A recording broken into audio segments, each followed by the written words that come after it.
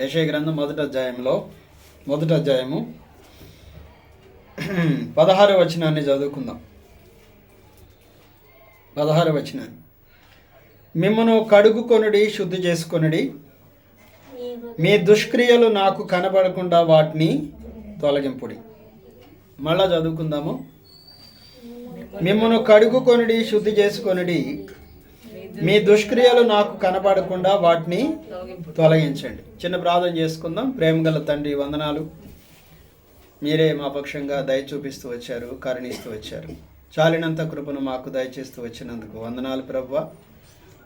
నీవే నమ్మదగిన దేవుడివి. మమ్మల్ని నాయన కృపలో భద్రపరుస్తూ వచ్చిన దేవుడు. మరొకసారి మాతో కూడా మాట్లాడి దయ చూపించు, మమ్మల్ని దర్శించు తండ్రి. దేవా, మేము నీ వాక్యం ఎడల ఆకలి కలిగిన వారంగా తండ్రి, మరి నీ వాక్యం కోసం కనిపెట్టుకునే వారంగా ఉండనట్లు దయ చూపించు. ఆ విధంగా నీ కృపలో బలపరచబడినట్లు ఆయత్తపరచమని దయ చూపించమని ప్రార్థన చేస్తూ మీ చేతులకి అప్పగించుకుంటూ యేసు నామములో ప్రార్థించి అడిగి వేడుకొనుచున్నాము తండ్రి. ఆమేన్.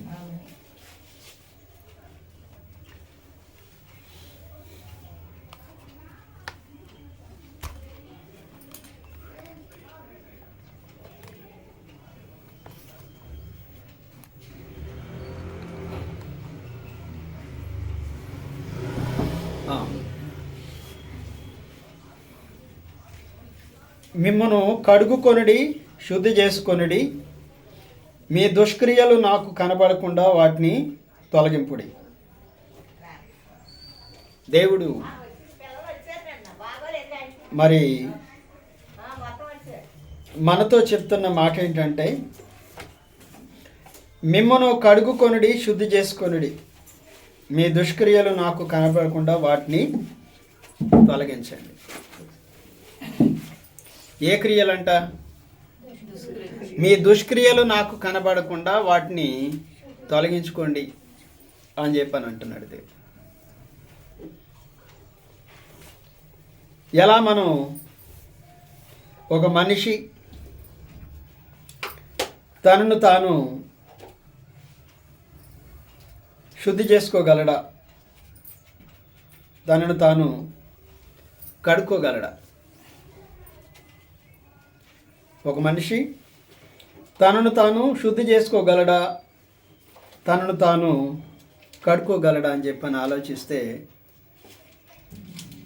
ఏమైంది? ఎలాగో మనల్ని మనం కడుక్కోగలం?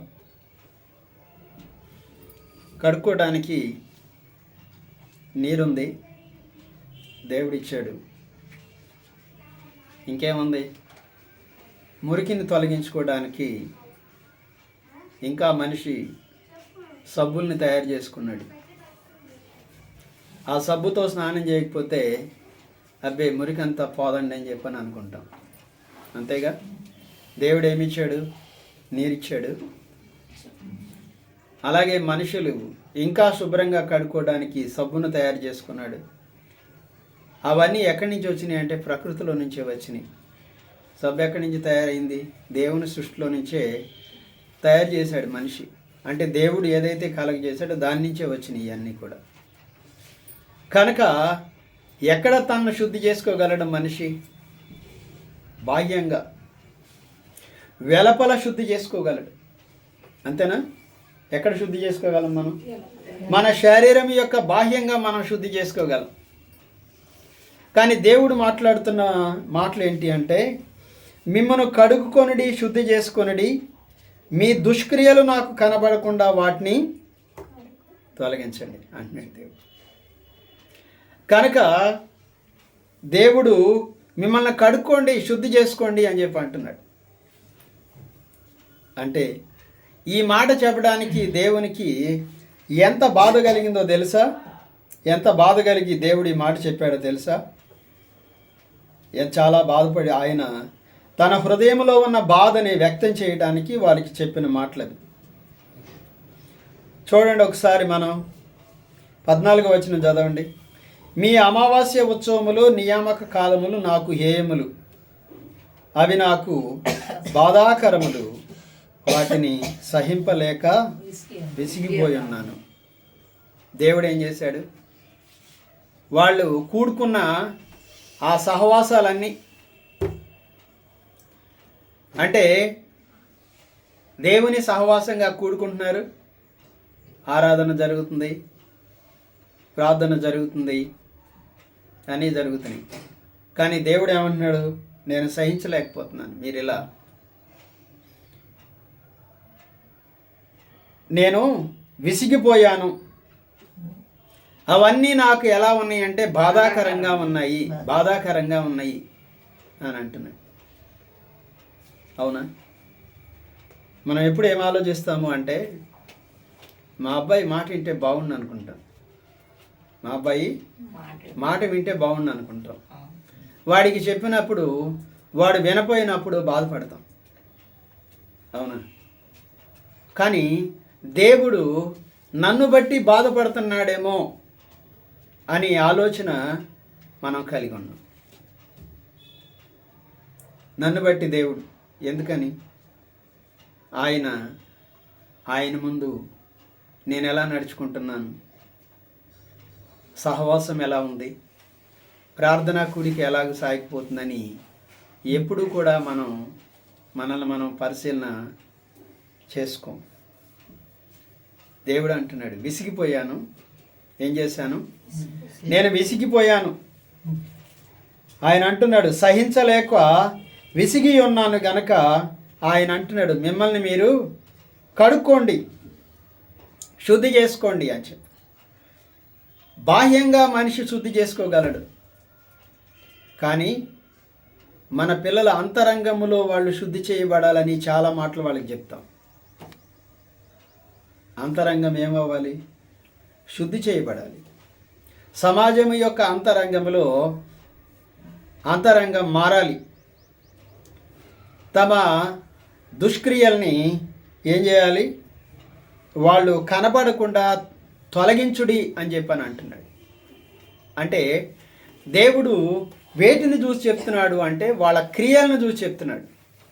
వాళ్ళ క్రియలు ఎలా ఉన్నాయి, వాళ్ళు చేసే పనులు ఎలా ఉన్నాయి అంట.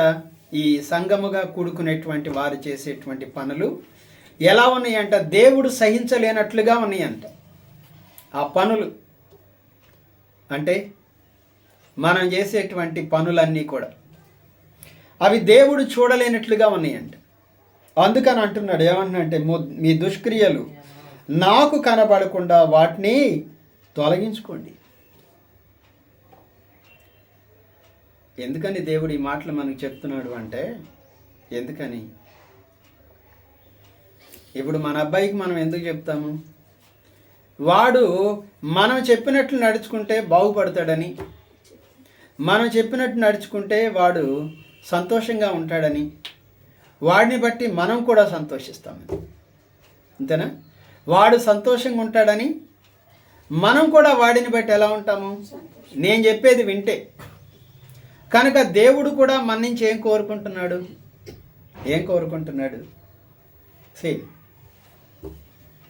ఇదే కోరుకుంటాడు.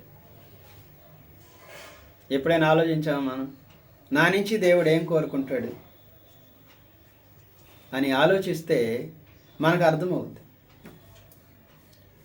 నేనైతే నా భార్య నుంచి ఎలా ఉండాలని కోరుకుంటున్నాను, నా కూతురు నుంచి ఎలా ఉండాలని కోరుకుంటున్నాను, నా సంఘ బిడ్డలు ఎలా ఉండాలని కోరుకుంటున్నాను, నా యొక్క సంఘం ఎలా ఉండాలని కోరుకుంటున్నాను. బట్ నేను నా దేవుని ఎదుట ఎలా ఉన్నాను అనే దాన్ని పరిశీలించుకుంటే అప్పుడు దేవుడు సంతోషిస్తాడు. ఆయన అంటున్నాడు, నేను విసిగిపోయాను. దేవుడు ఏం చేశాడంట? ఎందుకు వీళ్ళు సమాజ కూటంగా కూడుకుంటున్నారు, అన్నీ జరిగిస్తున్నారు, బలి అర్పణ జరుగుతుంది, ప్రార్థన చేస్తున్నారు, వాక్యం వింటున్నారు, కానీ ఏమి మారలేదు అంటే ఏం మారలేదు? వాళ్ళ క్రియలు మారల. అంటే విన్న వాక్యం వారి జీవితం మీద ఏమాత్రము కూడా ప్రభావం చూపించట్లా. అంటే ఏమైపోయింది? అలవాటు అయిపోయింది. అవునా? ఎలా అలవాటు అయిందో చెప్పనా? దేవుని ప్రేమను మనం ఎంత చులకనగా అర్థం చేసుకునే వాళ్ళంగా మారిపోయామంటే చెప్పలేనంతగా మారిపోయాం. ఎంత చులకనంటే ఏమవ్వదులే, ఆదివారం అంటే కనబడితే చాలు, ఒకసారి వెళ్ళి వచ్చేసాను అనుకోండి, అమ్మయ్య ఆదివారం గుడికి వెళ్ళి వచ్చేసా. నిజమేనా? ఆత్మసంతృప్తే తప్ప దేవుడు సంతోషపడ్డాడు. వెళ్ళానండి, చివరి గంటలో నన్ను వెళ్ళాను, ఒక పావు గంటలో వెళ్ళాను, కనపడ్డాను, వచ్చేసాను, అయిపోయింది. సంతోషిస్తాడా దేవుడు? అది మన భ్రమే. అలా అనుకుంటే మనం భ్రమపడుతున్నామని, మనల్ని మనం మోసపుచ్చుకుంటున్నామని, మనల్ని మనం మన మార్గాన్ని సమర్థించుకుంటున్నామనే తప్ప అందులో వాస్తవం లేదు. కనుక ఏంటంటే దేవుడు అంటున్నాడు, నాకు కనపడకుండా మీ దుష్క్రియల్ని ఏం చేయాలి? తొలగించుకోండి అంటున్నాడు. కనుక మన భక్తి జీవితానికి మన జీవితానికి మధ్య, మన క్రియలకి మధ్య వ్యత్యాసం ఉంటే అప్పుడు దేవుడు మనల్ని బట్టి సంతోషించడు. మన అజ్ఞానంతో మనం అనుకునేది ఏంటో తెలుసా? ఎదుటి వాళ్ళకి లేదనుకుంటాం. మన అజ్ఞానంతో మనం అనుకునేది ఏంటంటే, నేను బాగానే ఉన్నాను అనుకోండి. అందుకే మరి దేవుడు ఏమన్నాడు? కడుక్కోండి, శుద్ధి చేసుకోండి, వాటి నుండి తొలగిపోండి అన్నాడు. వాటి నుండి ఏమన్నాడు? తొలగిపోండి. కనుక దేవుడు మనల్ని ఎంతో ప్రేమించాడు అని చెప్పడానికి మనల్ని దేవుడు హెచ్చరించడం కూడా ఒక కారణమే. దేవుడు మనల్ని ఎంతో ప్రేమించను అని చెప్పడానికి ఆయన మనల్ని హెచ్చరించడం కూడా ఒక కారణమే. కనుక ఏంటంటే మనం మారు మనసు పొందితే చాలు. విశ్వాసులకి ఏముంటుందో తెలుసా? మారు మనసు పొందేవా ఏంటి? పొందానండి, మారు మనసు పొందాను బ్రదర్. పాపాలు ఒప్పుకున్నామంటే ఒప్పుకున్నానండి, పాపాలను విడిచిపెట్టానండి అని అంటాడు. అంటే అంతకుముందు దొంగతనం చేసేవాడిని విడిచిపెట్టేశాను బ్రదర్, చెయ్యట్లా. అంతకుముందు బూతులు మాట్లాడేవాడిని మాట్లాడతలా. కానీ ఇక్కడ అది కాదు. దేవుడు చెప్తున్నాడు, మీ క్రియలు ఏముండాలి? మారు మనసుకు తగిన ఫలము ఫలించండి అన్నాడు. ఎవరు? బాప్తిస్మం ఇచ్చే యోహాను. మారు మనసుకు తగిన ఫలం ఉంది అన్నట్లుగా మనం నడుచుకోవాలి. మారు మనసుకి ఏముంది చెప్పండి? తగిన ఫలం ఉంది, ఒక ఫలం ఉంది, ఒక బహుమతి ఉంది, ఒక ఏముంది చెప్పండి? ఒక అవార్డు ఉంది దేవుని దగ్గర నుంచి. దానికి తగిన విధంగా మనం నడుచుకుంటున్నామా అనేదాన్ని ఎప్పుడు కూడా మనము ఆలోచించం. కనుక ఏంటంటే దేవుడు విసిగిపోయి మనతో మాట్లాడుతున్న మాట ఏంటంటే, కడుక్కోండి, శుద్ధి చేసుకోండి, మీ దుష్క్రియలు నాకు కనబడుతున్నాయి, వాటి నుంచి మీరేం చేయాలి? తొలగిపోండి. వాటి నుంచి ఏం చేయాలి? తొలగిపోండి, తొలగించండి వాటిని అని అంటుంది. కనుక మారు మనసు పొందిన వెంటనే మనం ఎక్కడి దాకా వచ్చామో తెలుసా? మారు మనసు అంటే ఏంటి అసలు? లోకమును విడిచి దేవునికి సమీపంగా రావడం. మారు మనసు అంటే ఏంటి? ఇప్పటిదాకా లోకములో పాపములో బ్రతికాను, దాన్ని విడిచిపెట్టేసి ఎక్కడికి వచ్చాను? దేవునికి దగ్గరగా వచ్చా. నేనైతే నా అవగాహన బట్టి ఏం చెప్తాను అంటే, ఎక్కడికి వచ్చావంటే లోకానికి దేవునికి మధ్యలోకి వచ్చాము. మారు మనసు పొందామంటే నా అవగాహన బట్టి నేను చెప్పగలిగింది ఏంటంటే, అంటే దేవుని వాక్యాన్ని బట్టి చూస్తే ఎక్కడికి వచ్చాము? మారు మనసు పొందినప్పుడు దేవునికి లోకానికి మధ్యలోకి వచ్చాం. అంతకుముందు ఎక్కడున్నాము? లోకంలో ఉన్నాం. లోకములో విడిచిపెట్టేసి ఎక్కడికి వచ్చాము? దేవునికి దగ్గరగా రావడానికి లోకాన్ని విడిచి దేవునికి లోకానికి మధ్యలోకి వచ్చాం.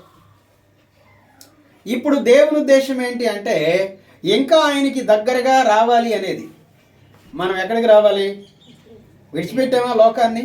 అయ్యా మారు మనసు పొందాను, నేను దొంగతనం చేశాను, మానేశాను, పాపం అబద్ధాలు చెప్పేవాడిని మానేశాను, మోసం చేసేవాడిని మానేశాను అంటే ఏంటన్నమాట? లోకాన్ని విడిచిపెట్టేసి ఎక్కడికి వచ్చాము అంటే, ఎక్కడికి వచ్చాము? లోకానికి దేవునికి మధ్యలోకి వచ్చాం. అంటే లోకాన్ని విడిచి సగం దూరం వచ్చేసాం. దట్ ఈజ్ మారు మనసు, రిపెంటెన్స్. అదే మారు మనసు. కానీ ఇక నుంచి మన ప్రయాణం ఎలా ఉంది అనేది ఇక్కడ ఒక విశ్వాసి పట్టించుకోనిది. ఇక నుంచి అతని ప్రయాణం ఎలా ఉందంటే ఏం పట్టించుకోకల్లా. ఏమంటాడు? మారు మనసు పొందాను బ్రదర్, పాపాన్ని విడిచిపెట్టేశాను బ్రదర్, ఇంత క్రితం నేను ఇలా చేసామని విడిచిపెట్టేశాను, అన్నీ మర్చిపోయాను.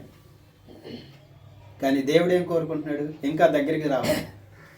ఎక్కడి దాకా వచ్చాము అంటే దేవునికి సమీపంగా రాలేదు, కానీ లోకానికి దేవునికి మధ్యలోకి వచ్చాము అంతే. అక్కడ ఉన్నాం మారు మనసు పొందండి. కానీ ఈ సత్యాన్ని మనం మర్చిపోయాం. అంటే అర్థం ఏంటి? ఎలా వెళ్తాం? దేవునికి దగ్గరగా మనం ఎలా వెళ్తాం? ఎలా వెళ్ళాలి? ఏ విధంగా ఆయనకి సమీపంగా వెళ్తాం అనేది ఇక్కడి నుంచి ఒక కొత్త జీవితం. ఇది ఇక్కడి నుంచి ఏం జరిగింది? మనం చదువుకున్నాం కదా, క్రీస్తు యేసునందున్నవాడు నూతన సృష్టి, పాతవి గతించిపోయాను, ఇదిగో మరి క్రొత్త వాయను, సమస్తము క్రొత్త వాయను. అంటే మనము దేవునికి ఇంకా దగ్గరగా వెళ్ళాలి, ప్రభువుకి సమీపంగా వెళ్ళేటువంటి వారంగా ఉండాలి. కానీ సాతాను ఎలా మోసగించాడంటే సంఘాలని, విశ్వాసుల్ని, నువ్వు మారు మనసు పొందావుగా, ఇంకా అక్కర్లా. ఆ తర్వాత నుంచి ఎవరికీ తెలియకుండా అబద్ధాలు చెప్పచ్చు. ఇప్పుడు ఇన్నాళ్ళు ఏమైంది? తెలిసే చేసేవాళ్ళు. లోకానికి తెలిసిన పర్లేదు అనుకుని చెప్పేవాళ్ళం అబద్ధాలు, ఏమవద్దని చెప్పేసేవాళ్ళు. కానీ ఇప్పుడు విశ్వాస జీవితంలోకి వచ్చినాక ఎలా మారిపోయాము అంటే, ఎవరికీ తెలియకుండా మనల్ని మనం లోకానికి బయలుపడకుండా మనల్ని మనం కప్పుకోవటం నేర్చుకున్నామే తప్ప ప్రభువుకి మనంతటా మనము తెరచిన హృదయముతో దేవునికి సమీపంగా వెళ్ళాలి అనేటువంటి ఆలోచన కలిగిన వారంగా లేము. ఇక్కడ అదే జరిగింది. ఆయన అంటున్నాడు, మీ అమావాస్య ఉత్సవములు నియామక కాలములను నాకు హేయములు. అంటే శనివారం మంగళవారం ప్రార్థన, బుధవారం ప్రార్థన, ఆదివారం ప్రార్థన, ఇవన్నీ మీరు పెట్టుకున్నారు, బాగానే ఉంది.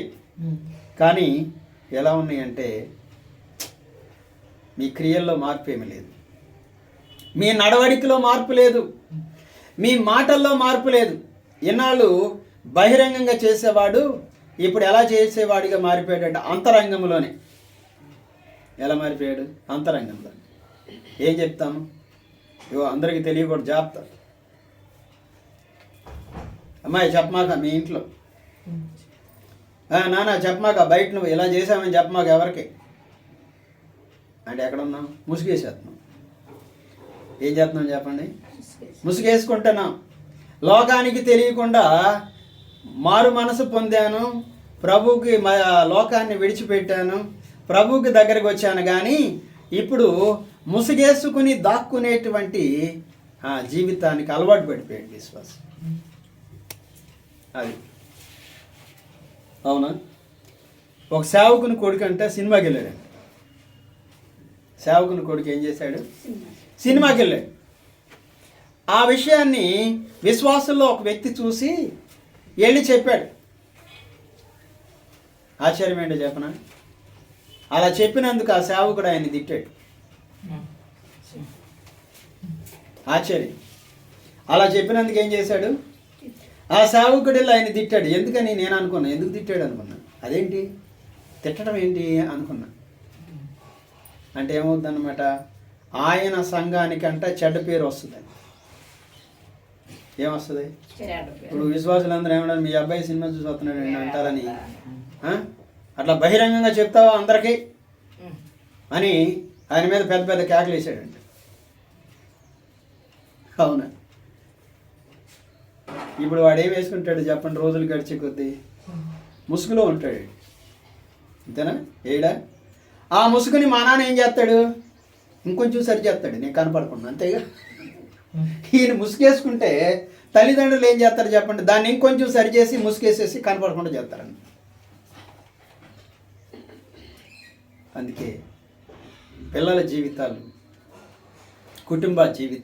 కుటుంబం, సంఘము ఏమైపోతూ వచ్చిందంటే ఏమైపోతుంది? దేవునికి దూరం అయిపోతా వస్తుంది. అంతే తప్ప దేవునికి దగ్గర అవటం లేదు. దేవునికి దగ్గర అవటంలా దేవునికి ఏమైపోతుంది చెప్పండి? దూరంగా అయిపోతున్నాం మనం. రోజు రోజుకి మన ముసుగులు ఎక్కువైపోయినాయి, కప్పేసుకుంటున్నాం. ఒక అబద్ధం చెప్పటం, దాన్ని నిజంగా మార్చేయాలని ప్రయత్నం చేయటం. మన క్రియలు అంటున్నాడు, మీ క్రియల్ని నేను చూడలేకపోతున్నానయ్యా అంటున్నాడు. దుష్క్రియలు, ఏ క్రియలు? మీ దుష్క్రియలు నాకు కనబడుతున్నాయి, వాటిని తొలగించుకోండి. ఏం చేయాలి? తొలగించుకోవటం అంటే ఏం చేయాలి చెప్పండి? ఏముంది మనకి? సబ్బు ఉందా? బాహ్యంగా కడుక్కోగలం కానీ లోపల కడుక్కోగలమా? కడుక్కోలేమో. కడుక్కోవడానికి ఎవరున్నారు? దేవుని వాక్యం ఉంది. విశ్వాసులకు ఉన్న సబ్బు ఏంటి చెప్పండి? మనల్ని మనం కడుక్కోవడానికి ఉన్న దేవుడిచ్చింది ఏంటంటే ఇదిగో ఈ వాక్యం అనేటువంటి ఉదక స్నానం. ఈ వాక్యం ఏం చేస్తుందంట? ఉదక స్నానం చేస్తుందంట. అంటే అర్థం ఏంటన్నమాట? నీలో ఉన్న నీ అంతరంగాన్ని కడిగేది దేవుని వాక్యం. మన అంతరంగాన్ని కడిగేది ఏంటి చెప్పండి? దేవుని వాక్యమే. దేవుడు మాట్లాడుతూ ఉంటాడు, ఏమయ్యా నువ్వు వాళ్ళని తిట్టావంటే ఏమీ స్పందించు. మీ అబ్బాయి సినిమా చూసాడంటే ఇంత అన్న సేవకుడు, అదే ఇంకోటి చూస్తే ఏమవుతాడు? ప్రసంగంలో చెప్తాడు. నేను చాలామందిని చూసా. ఎక్కడ చెప్తారు? విశ్వాసులు చేశారనుకోండి, ప్రసంగంలోనే చెప్పేవాళ్ళు ఉన్నారు. ప్రసంగంలో వచ్చేస్తుంది మొత్తం. ఆశ్చర్యం వేసింది నాకు. అంటే నెమ్మదిగా మన దుష్క్రియల్ని కనపడకుండా వాటికి ముసుగులు వేస్తూ ఇంకా ప్రభువులో నేను బాగున్నాను అనుకునేటువంటి స్థితిలో సంఘము, విశ్వాసులమైనటువంటి మనం ఉంటూ వచ్చాం. బాగానే ఉన్నాను, ఏదో తెలియక జరిగిందిలే, అది ఎప్పుడో ఒకసారి చేసేలే అంటే మళ్ళీ ఎటు జరుగుతున్నాం మనం? మారు మనసు పొంది లోకాన్ని విడిచిపెట్టి దేవునికి దగ్గరగా వస్తూ ఎక్కడున్నాము అంటే దేవునికి లోకానికి మధ్యలో ఉండే మళ్ళా నెమ్మదిగా ఎటు జరుగుతున్నాం మనం చెప్పండి? దేవుని వైపు జరుగుతున్నామా? ఈ క్రియలు మన జీవితంలో దేవునికి నచ్చని క్రియలు ఉంటే మనం ఎటు జరుగుతున్నట్టు? లోకం వైపు జరుగుతున్నామా? దేవుని వైపు జరుగుతున్నామా? మళ్ళీ లోకం వైపు జరుగుతున్నామనే సత్యాన్ని మర్చిపోయాము. మన క్రియలు చెడ్డవైతే మనం ఎటు కదులుతున్నామంటే లోకం వైపు కాదు. ఒకప్పుడు ఉంది అబద్ధం, మోసం అన్నీ ఉన్నాయి మనలో. వాటిని విడిచిపెట్టేసా ప్రభువా, ఒప్పుకున్నాను ప్రభువా అని చెప్పని వచ్చేసాం. ఇప్పుడు మనం ఎటు కదలాలి అంటే దేవుని వైపు కదలాలి. అంటే దేవుని యొక్క వాక్యమైనటువంటి ఉదక స్నానము చేత మనం కడగబడ్డాము. కడగబడాలి, ఇంకా నువ్వు కడగబడాలి. అంటే దేవుని యొక్క వాక్యము చేత రోజు దేవుడు కడుగుతున్నాడు. కానీ ఏం చేసాం? మనం ముసుగేసాం, మన అంతరంగాన్ని మూసేసాం. అంతరంగాన్ని మూసేసి ఎంత వాక్యం వింటే మాత్రం ఏముందండి? గంటల తరబడిన వాక్యం విన్న ఆ వాక్యం నీలో ఏ పని చేయదు. మళ్ళీ వెళ్ళిపోయి యథాప్రకారమే నీ హృదయాన్ని మూసేసి, నీ అంతరంగాన్ని మూసేసి నువ్వెంతగా దేవుని సన్నిధికి వెళ్ళి, లేకపోతే నా హృదయాన్ని మూసేసి నా అంతరంగాన్ని మూసేసి నేను ఎన్ని వాక్యాలు చెప్పినా అవన్నీ కూడా ఏం పని చేయవండి, ఉపయోగం లేదు. అవునా? కనుక ఏంటంటే రెండవది ఏం చేస్తున్నాం మనం? మన ఇంటిని కూడా లోకం వైపుకే తీసుకెళ్తున్నాం, దేవుని వైపుగా. మన పిల్లల్ని కూడా మనం ఎటు తీసుకెళ్తున్నాము? లోకం వైపే తీసుకెళ్తున్నాం. ఈ సత్యాన్ని గ్రహించనంతగా మనము ఏమైపోయాము? దేవునికి దూరంగా వెళ్ళిపోతున్నాం. ఈ సత్యాన్ని కూడా గ్రహించలేనంతగా మన అంతరంగం మారిపోయిందంటే మళ్ళా మనం ఎటువైపుకి వెళ్తున్నామంటే లోకం వైపుకి వెళ్ళిపోతున్నాము. అందుకే దేవుడు అంటున్నాడు, మిమ్మల్ని కడుక్కోండి. ఏం చేయాలి? కడుక్కోండి, మిమ్మల్ని శుద్ధి చేసుకోనండి అని చెప్పని దేవుడు చెప్తున్నాడు. మీ అమావాస్య ఉత్సవములు, నియామక కాలములు అయ్యా మీటింగ్సు, ఆదివారం, మంగళవారం, శనివారం, ఉపవాస కూడిక, ఇవన్నీ చాలా నియామక కాలాలు పెట్టుకున్నారు. కానీ వాటన్నిటినీ ఎలా ఉన్నాయి? అవి నాకు హేయములు. ఏమై ఉన్నాయి? నాకు హేయములుగా ఉన్నవి అంటున్నాడు దేవుడు. ఆయన్ని ప్రశ్నించగలడా ఎవరైనా? అవునా? నువ్వెందుకు ఇలా చేసావని అడిగే ఏదైనా ఉందా భూమి మీద? నువ్వెందుకు ఇలా చేసి దేవుణ్ణి అడిగే ఏది లేదు ఆయన. కానీ ఆయన ప్రేమ గలవాడు కనుక మళ్ళా అయ్యా దేవా మన్నించు అంటే సిద్ధ మనసు గలవాడు గనక, క్షమించడానికి సిద్ధ మనసు గలవాడు గనక నేను బాగానే ఉన్నాను అని చెప్పని అనుకుంటూ మనం ముందుకు సాగిపోతున్నాం. బాగానే ఉన్నాను అనుకుంటూ కనుక దేవుడు అంటున్నాడు, అవి నాకు హేయములు, అవి నాకు బాధాకరములు, వాటిని సహించలేక విసిగిపోయి ఉన్నాను అని చెప్పని దేవుడు తెలియజేస్తూ ఆయన అంటున్నాడు. ప్రేమతో మనకి చెప్తున్న మాట ఏంటంటే, మిమ్మును కడుగుకొనుడి, శుద్ధి చేసుకొనుడి. ఈ అంతరంగాన్ని శుద్ధి చేసుకో, బాహ్యాన్ని కాదు. అంటే ఎలాగో అన్నమాట, మన హృదయాన్ని తెరిచి దేవుని వాక్యానికి మన యొక్క అంతరంగాన్ని అప్పగించుకున్నప్పుడు దేవుడు అయ్యా నన్ను కడుగు అని చెప్పని దేవునికి అప్పగించుకున్నాడు. అంటే వాక్యము చేత దేవుడు మనల్ని కడగటానికి మనం మన హృదయాన్ని తెరిచి మన లోపాలను ఒప్పుకొని దేవుని దగ్గరికి వెళ్ళినప్పుడు మాత్రమే మనం కడగబడతాం. ఎలా శుద్ధి చేసుకోగలం? అంతరంగాన్ని కడిగి శుద్ధి చేసుకోగలమా? చేయలేం. దేవుడే చేయాలి. అది దేవుడే కడగాలి. అంటే ఏం చేయాలి మనం? దేవుని వాక్యము చేతనే దేవుడు శుద్ధి చేస్తాడు. మరి ఏం చేయాలి మనం? ఏం చేయాలంటే, దేవా పాపినైనా నన్ను కరుణించు, పాపినైనా నా పట్ల దయ చూపించావు, నా అంతరంగాన్ని తెరవచేసి నేనే స్థితిలో ఉన్నానో గుర్తెరిగే కృప నాకు దయచే ప్రభు అని అడగటం ద్వారా మాత్రమే మనల్ని శుద్ధి చేసుకోగలం. అంతేగాని మన అంతరంగాన్ని మనంతట మనం కడుక్కోలేము. ఒక మనిషి కడుక్కోలేడు. దేవుని ఆత్మచేత దేవుడు మనల్ని శుద్ధి చేయకపోతే మనం ఎప్పటికీ నా మార్గము సరైందే అనుకుంటాము, నేను వెళ్ళేది మంచిదే అనుకుంటాము, నా స్నేహం మంచిదే అనుకుంటాము, నా సంభాషణ బాగుంది అనుకుంటాము, నా ఆలోచనలు బాగున్నాయి అనుకుంటాము, నా క్రియలన్నీ కూడా బాగున్నాయి అనుకుంటాం. కానీ ఎప్పటికప్పుడు ఎక్కడ కడగాలి, ఎక్కడ తెరవబడినటువంటి హృదయంతో ఎక్కడ మనం పరిశీలించుకోవాలి?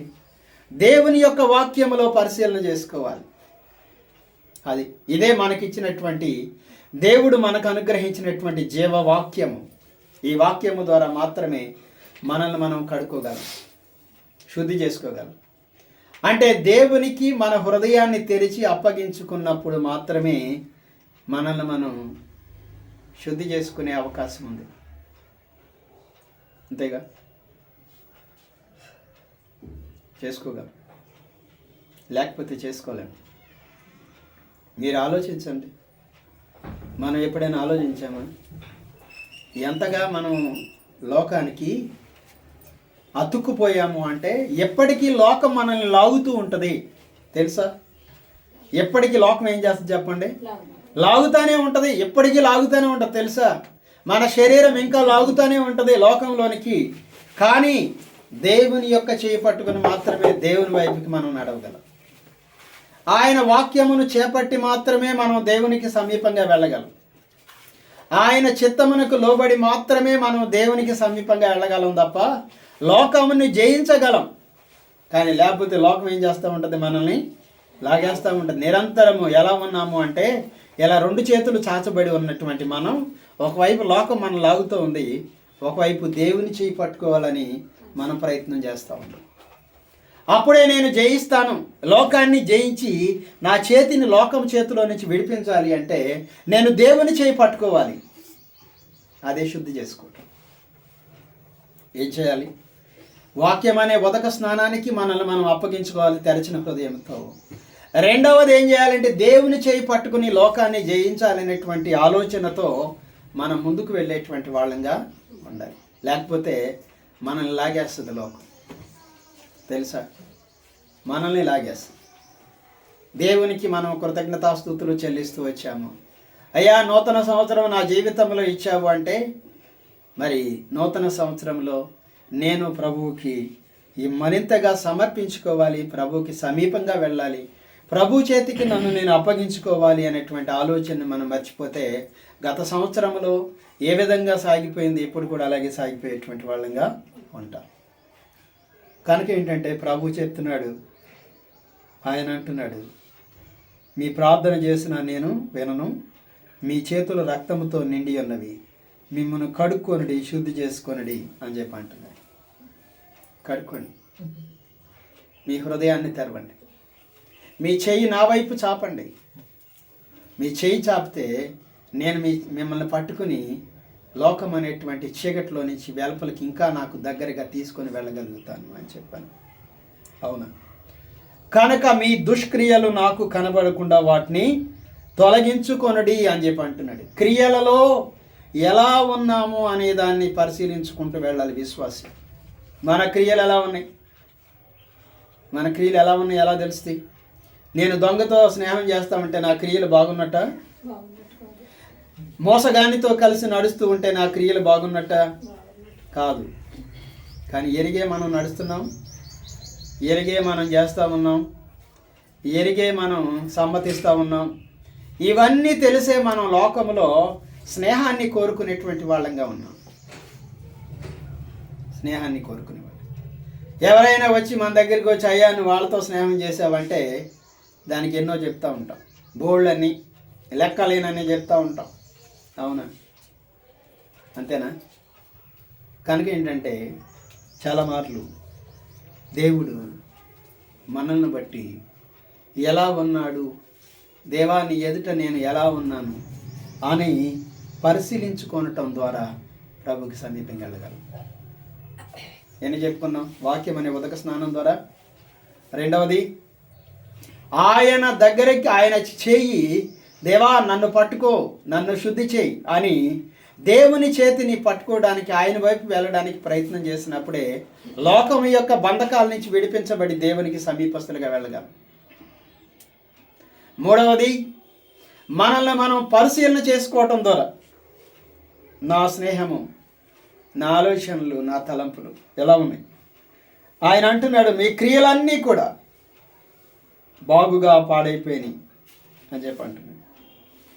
కనుక మారు మనసు పొందడానికి మనం దేవుడు మనకు చెప్పాడు వాక్యం. ఇదిగో నా ప్రయాసపడి భారం మోసుకొనుచున్న జనులారా నా దగ్గరికి రండి అన్నాడు. మనం వెళ్ళాం, లోకాన్ని విడిచిపెట్టి సగంలాకి వెళ్ళిపోయాం. ఇప్పుడు ఇష్టపడి వెళ్ళాం. ఎప్పుడు కూడా మనల్ని మనం శుద్ధి చేసుకోవాలనేటువంటి ఆలోచన కలిగి వెళ్ళినప్పుడే మనం శుద్ధి చేయబడతాం. మన లోపాలని మనం గుర్తెరిగే వాళ్ళంగా ఉన్నప్పుడే, వాక్యాన్ని మన అంతరంగంలోనికి స్వీకరించినప్పుడే మన క్రియలన్నిటినీ మార్చుకోవడానికి దేవుడు మనకి కృపను అనుగ్రహిస్తాడు. అంతే తప్ప మనంతటా మనం ఎంత మాత్రం. ప్రభు ఏమన్నాడు? ఎన్నో మనం చూసాం దేవుని వాక్యాలు. నీ శిష్యులు ఎందుకు చేతులు కడుక్కోకుండా భోజనం చేస్తున్నారంటే మీరు పళ్ళెము వెలపల శుద్ధి చేస్తారు అన్నాడు. ఎవరు? పరిచయులు, శాస్త్రులు ఏమన్నారు? మీ శిష్యులు చేతులు కాళ్ళు కడుక్కోవట్లేదంటే చేతులు కాళ్ళు ఎక్కడ కడుగుతాం? పైనేగా, అంతే కదండి. లోపల కడుగుతామా? అంతరంగాన్ని కడగం. చేతులు కాళ్ళు కడుక్కోకుండా నీ శిష్యులు భోజనం చేస్తున్నారంటే ప్రభు చెప్పాడు వాళ్ళకి, మీరు పళ్ళెము అలపలే శుద్ధి చేస్తారు, లోపల ఏమైపోయింది? దుర్గంధముతోనూ అజితేంద్రియముతోనూ నిండిపోయిందయ్యా, హృదయాన్ని శుద్ధి చేసుకోవాలి, చేతులు కడగటంలో ఏమీ లేదు అని చెప్పారు. లోకం బాహ్యంగా కడుక్కుంటుంది. మనల్ని మనం బాహ్యంగానే శుద్ధి చేసుకోగలం, కానీ అంతరంగంలో మనల్ని మనం శుద్ధి చేసుకోలేం. కనుక ఏంటంటే దేవుడు కృపగల దేవుడు, కనికరము గల దేవుడు, జీవము గల దేవుడు, మన అంతరంగాన్ని ఎరిగినటువంటి దేవుడు. ఆయన ఏమంటున్నాడు అంటే మిమ్మల్ని మీరు కడుక్కోండి, శుద్ధి చేసుకోండి అని చెప్పారు. తర్వాత కింద మనం చూసి నేను వాక్యాన్ని ముగిస్తాను. కొన్ని మాటలు మీకు చూపిస్తాను. మీ క్రియలను మీరు మీ దుష్క్రియలు నాకు కనపడకుండా వాటిని తొలగించుకొనుడి. కీడు చేయట మానుడి. మొట్టమొదట ఏమన్నాడు చూడండి, మీ క్రియలను మార్చుకోమని. కీడు చేయట మానుడి, మేలు చేయటం నేర్చుకొనుడి. ఏం చేయాలి? కీడు చేయట మానేయండి, మేలు చేయ నేర్చుకొనుడి మొట్టమొదటిది.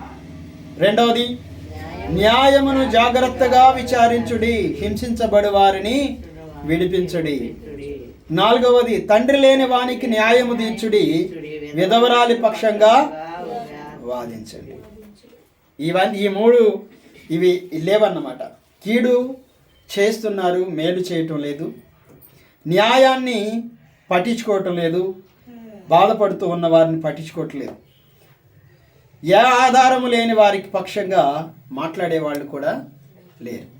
కనుక ఏంటంటే ఈ ఉదయకాల సమయంలో మనల్ని మనం పరిశీలన చేసుకున్నప్పుడు మనకేమి అర్థమైంది అంటే, ఏమర్థమైంది? మనల్ని మనం శుద్ధి చేసుకోలేం. ప్రభు వాక్యమే మనం శుద్ధి చేయాలి. ప్రభు యొక్క మన దేవుడే మన చేయి పట్టుకుని మనల్ని వెలుపలికి నడిపించగలిగినటువంటి దేవుడు. మనం ఎక్కడున్నామో మనల్ని మనం పరిశీలన చేసుకోవాలి. ఎక్కడున్నాం మనం? పూర్తిగా దేవునికి సమీపంగా వెళ్ళిపోవాలి. ఇంకా ఎక్కడున్నాము? లోకం మనల్ని ఇంకా పట్టుకునే ఉంది. కనుక కడుక్కోవటానికి దేవుని దగ్గర మనం ఆయనకి ఇష్టపూర్వకంగా అప్పగించుకుంటే తప్ప మనల్ని మనం శుద్ధి చేసుకునేటువంటి వారం కాదు. మనకెన్ని తెలుసు లోకములో? దొంగతనం చేసేవాడికి దొంగతనం చేస్తున్నానని తెలియదా? కానీ మానేయమంటే ఏమంటాడు? మానడు. వ్యభిచారం చేసేవాడికి వ్యభిచారం చేస్తున్నానని తెలియదా? ఇది తప్పు అని తెలియదా? కానీ మానడు. అవునా? మరి మోసం చేసేవాడికి నేను మోసం చేస్తున్నానని తెలియదా? తెలుసు. మరి ఎలా? వీటన్నిటి నుంచి విడిపించడం కోసమే యేసుక్రీస్తు లోకానికి వచ్చాడు. వాటిని మనం విడిచిపెట్టాము, ప్రభువుకి దగ్గరగా రావడానికి ప్రయత్నం చేశాము. కానీ మన క్రియల్లో ఏమి లేదు అంటే ఏమి లేదు చెప్పండి? ఇంకా కీడు చేసే వాళ్ళంగా ఉన్నాం, అన్యాయంగా మాట్లాడే వాళ్ళంగా, అన్యాయంగా ప్రవర్తించేటువంటి వాళ్ళంగా ఉన్నాం, న్యాయమును సరిగా విచారించే వాళ్ళంగా లేవు. ఏది మాట్లాడితే అదే రైటు, నేనేం చేస్తే అదే రైటు, నేను చెప్పిందే వేదం. అవునా? న్యాయమును సరిగా విచారించేటువంటి వాళ్ళంగా మనము లేవు. అందుకే దేవుడు అన్నాడు, మీ క్రియలు దుష్క్రియలు. ఏ క్రియలవి? మీ దుష్క్రియలను కడుక్కోండి, నాకు కనబడకుండా వాటిని తొలగింపడి అని చెప్పి అంటున్నాడు. చూడండి ఒకసారి 19వ వచనాన్ని చూసి నేను ముగిస్తాను. మీరు సమ్మతించి నా మాట వినిన ఎడల మీరు భూమి యొక్క మంచి పదార్థములను అనుభవిస్తారు. అంటే దేవుడు అంటున్నాడు, నా మాట వింటే మీరు ఏం చేస్తారంటే భూమి యొక్క మంచి పదార్థాన్ని అనుభవిస్తారు. ఎంత ప్రేమతో దేవుడు చెప్తున్నాడు చూడండి.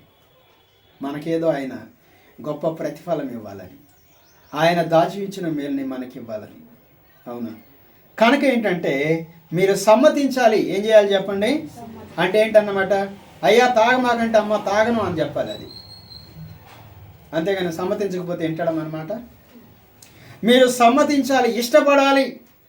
అవును, అమ్మ చెప్పింది కరెక్టే, దేవుడు చెప్పింది కరెక్టే, నాన్న చెప్పింది కరెక్ట్ అని నువ్వు కనుక సమ్మతిస్తే అప్పుడు ఏమవుతావు?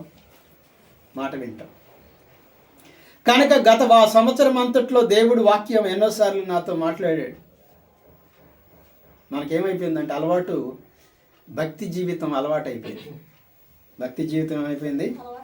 అలవాటు అయిపోయింది. అలవాటు ప్రకారం ఒక 10 నిమిషాల ముందు వచ్చేసి వెళ్ళిపోతే, లేకపోతే ఒక పావు గంట ముందు వచ్చేసి వెళ్ళిపోతే, అమ్మయ్య వెళ్ళొచ్చేసాను, అమ్మయ్య సరిపోయింది, దేవుని సన్నిధికి వెళ్ళాను, కనపడ్డాను, వచ్చేసాను. కాదు, ఇది దేవుని యొక్క చిత్తము కాదు. ప్రభువులో మనం స్థిరంగా నిలిచి ఉండే వాళ్ళంగా ఉండాలి. మనంతటా మనం ఎప్పటికీ మనల్ని బాగు చేసుకోలేము, సరిచేయలేము. అందుకే దేవుని సమీపానికి, దేవుని సన్నిధికి మనం వెళ్ళే వాళ్ళంగా ఉండాలి. ప్రభు మన కోసం పరలోకం నుంచి దిగి వచ్చాడు. ఎవరి కోసం వచ్చాడు? మన కోసం. ఆయన మహిమ సింహాసనాన్ని విడిచి భూమి మీదకి మానవ రూపము ధరించి ఆయన శరీర రూపములో ఈ లోకానికి వచ్చి మన కోసం తన ప్రాణమును సిలువలో బలిగా అర్పించటం ద్వారా మనకేమిచ్చాడు అంటే మారు మనస్సు అనుభవాన్ని ఇచ్చాడు దేవుడు. అంటే క్షమాపణ కలిగించి మన పాపములన్నిటికీ విమోచన కలగజేశాడు. కనుక ఆయనలో మనము ఇంకా ప్రభుకి సమీపంగా వెళ్ళాలని ఇంకా మనతో మాట్లాడుతూ దయ చూపిస్తూ వచ్చిన దేవుడు. ఈ వల్ల మనకేమి జ్ఞాపకం చేస్తుంది అంటే ఆయన మన కోసం సిలువలో మరణించి 3వ దినాన తిరిగి లేచారు. కనుక ఆయనలో జీవము నాకు అనుగ్రహించడం కోసమే క్రీస్తు యేసు తిరిగి లేచాడు. లోకాన్ని జయించటానికి, నన్ను నేను జయించటానికి క్రీస్తు యేసు తిరిగి లేచాడు. నాలో ఉన్న దుష్క్రియలను జయించటానికి, నాలో ఉన్న పాపమును జయించటానికే క్రీస్తు యేసు తిరిగి లేచాడు అనే సత్యాన్ని మనం గుర్తెరిగి ప్రభు బలలో పాలు పొందుదాం. ప్రార్థన చేసుకుందాం. మోకరిద్దాం.